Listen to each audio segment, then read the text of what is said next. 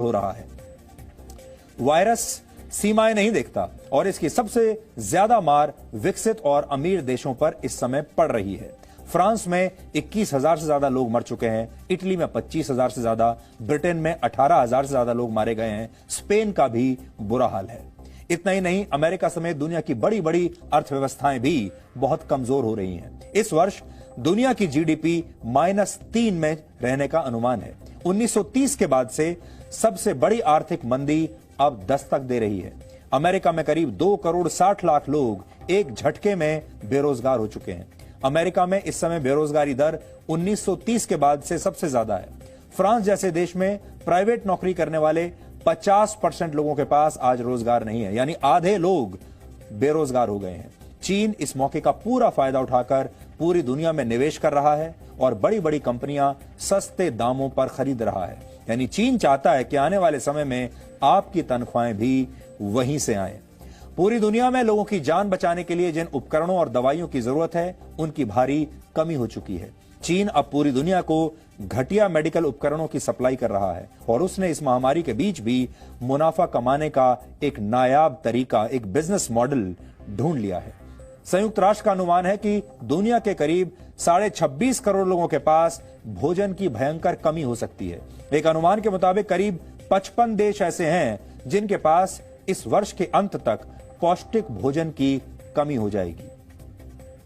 लेकिन दूसरी तरफ चीन में जीवन पटरी पर लौटने लगा है। वहां सब कुछ सामान्य हो रहा है और चीन ने एक छोटे से ब्रेक के बाद अपनी विस्तारवाद वाली नीति का इंजन फिर से रीस्टार्ट कर दिया है। वहां दफ्तर चल रहे हैं, वहां शॉपिंग मॉल खुल चुके हैं, फैक्ट्रियों में काम हो रहा है।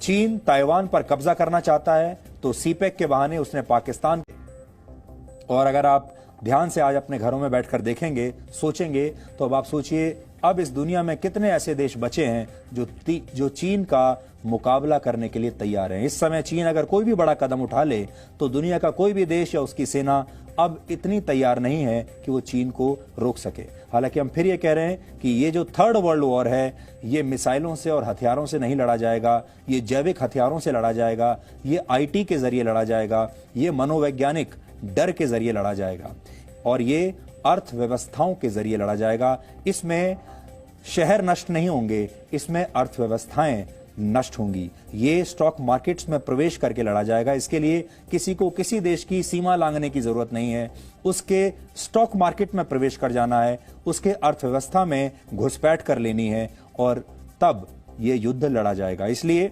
आप अगर ऐसा सोच रहे हैं कि सिर्फ 9 दिन और बचे हैं और 9 दिन के बाद आपका जीवन पहले के जैसा ही हो जाएगा जब लॉकडाउन खुलेगा, तो ये आपकी गलतफहमी है।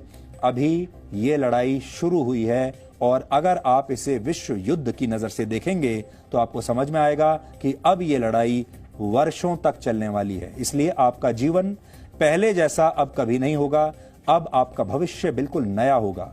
वो जो हो चुका है उसके आधार पर आप अब नहीं चलेगा, जो आपके सपने थे उसके आधार पर नहीं चलेगा। इसलिए नए सपने देखने शुरू कीजिए, नई तैयारी शुरू कीजिए, नई रणनीति अपनानी शुरू कीजिए, नया बिजनेस मॉडल अपनाना शुरू कीजिए, काम काज करने के नए तरीके ढूंढने शुरू कीजिए और जीवन जीने की पद्धतियों के बारे में भी बदलाव करने के बारे में आप सोचिए।